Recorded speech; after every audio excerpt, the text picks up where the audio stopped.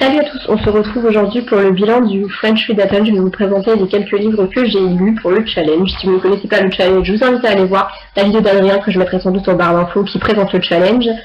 Et puis également son bilan et les vlogs qu'il a fait qui étaient vraiment cool. C'est super sympa de pouvoir suivre ses lectures comme ça. Et puis je vous invite aussi à aller voir l'article que j'ai fait vous montrant la taille que j'avais choisie. Et voilà, on commence tout de suite parce que j'ai un petit peu... c'est la troisième fois que je fais ma vidéo et j'en ai un petit peu marre. Donc voilà. Donc premier, on avait donc, j'expose vite fait, on avait 7 thèmes, pour chaque thème il fallait choisir un livre, etc. Pour le thème commencer ou terminer une saga, j'ai choisi The Lying Game, le premier tome, Tu et moi, de Sarah Shepard, donc l'auteur des Menteuses. Les Menteuses d'ailleurs sont des livres que j'avais totalement adorés, et The Lying Game est dans la même lignée. Donc c'était plutôt une superbe découverte. J'ai vraiment adoré ce livre. Pour tout ce qui est résumé, chronique, etc., je vous mettrai également le lien en barre d'infos. Je ne vais pas m'étendre pendant 10 ans puisque j'ai écrit une chronique, je vois pas trop l'intérêt de vous présenter le livre pendant 2 fois, mais c'était un vrai coup de cœur. Ensuite, j'ai également lu pour la catégorie le livre que vous avez depuis hyper longtemps dans votre palais et vous n'avez toujours pas lu. Un livre que j'avais depuis vraiment longtemps et que j'arrivais pas à lire parce que la 4ème couverture ne me plaisait pas du tout, c'est Éternité de Jess Rosenberg.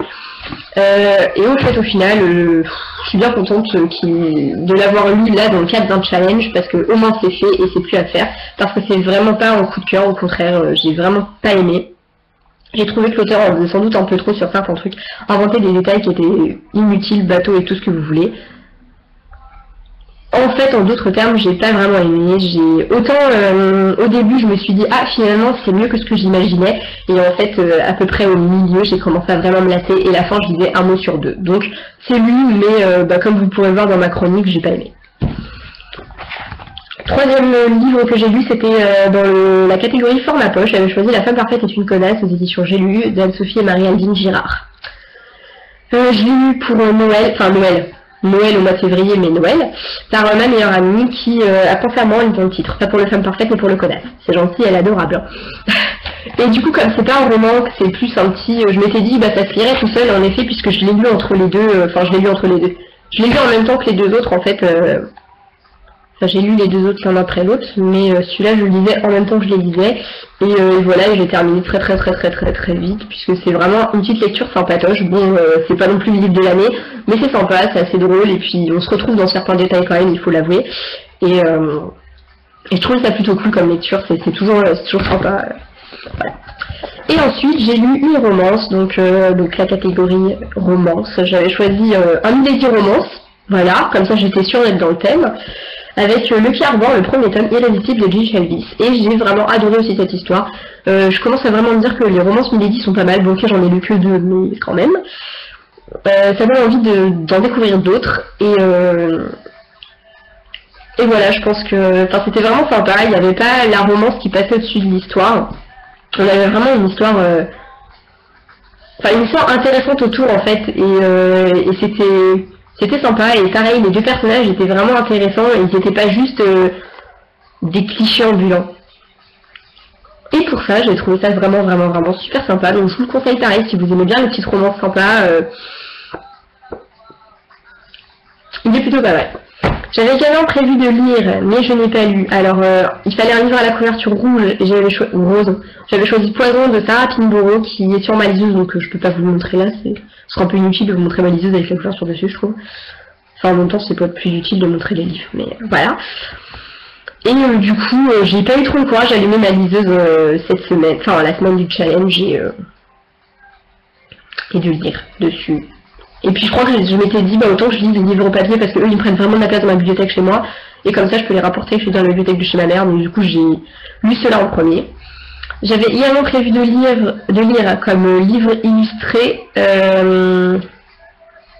donc une BD, comics, n'importe quoi, relire le premier tome de la BD, de la saison 8 en BD de Buffy, le retour au bercail, je crois qu'il s'appelle, que j'avais déjà lu et que j'ai en livre papier mais que j'ai perdu, donc je voulais lire sur ma liseuse, mais lire une BD sur liseuse ne me tentait pas, donc je l'ai un petit peu laissé tomber.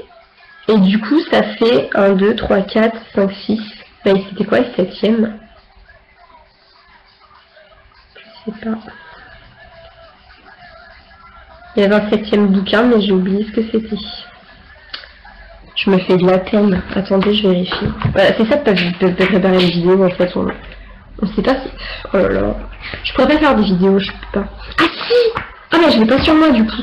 C'était un classique ou un livre d'un auteur français. Comme j'avais un classique que j'avais très envie de lire. C'était Roméo et Juliette de Shakespeare. J'avais super envie de le lire. Je l'ai acheté au mois de janvier, je crois. J'avais trop envie de le lire. Et en fait, ben, je l'ai pas lu. C'est pas beau d'avoir essayé, mais ça m'a gonflé, en fait. Je crois que je l'ai lu, j'avais pas envie. Enfin, j'avais envie au début. Et en fait, ben non, à la fin, non. Donc du coup, je l'ai lu. Mais quand même, j'ai réussi le challenge puisqu'il fallait lire au moins 4 livres. Et donc j'ai réussi, je suis plutôt fière de moi. Surtout que j'ai un rythme de lecture un petit peu lent en ce moment. Et enfin en ce moment depuis 2 ans maintenant. Alors qu'avant je m'enfilais 5 livres en même temps, quand même. Je me fais pitié. Et voilà, j'ai un rythme de lecture qui s'est vachement ralenti et j'ai beaucoup de mal à me remettre à lire. Et voilà, mais j'essaie de m'y remettre et justement c'est aussi pour ça que j'ai créé le blog. Je me remettrai peut-être à faire des vidéos un peu plus souvent quand j'aurai un ordinateur en état de marche et que je serai un petit peu plus douée avec une webcam, avec les montages, avec tout ça. Parce que c'est sympa. Voilà, pour l'instant je vais vous le laisser. Je suis désolée de ne pas avoir fait une vidéo plus longue. À la base elle faisait 13 minutes et j'avais présenté que 2 livres, mais ça a coupé et j'ai pas compris ce qui s'était passé. Et comme j'avais tout dit, c'est bon, ça c'est pareil, je vais vous laisser maintenant et j'espère que cette vidéo vous aura plu. J'espère qu'elle m'apportera un petit peu plus de vues sur mon blog, que j'aurai un petit peu vos avis. Si vous avez lu les livres, n'hésitez pas à me dire ce que vous en avez pensé. N'hésitez pas aussi à aller lire les chroniques sur mon blog. Et puis voilà. Bisous!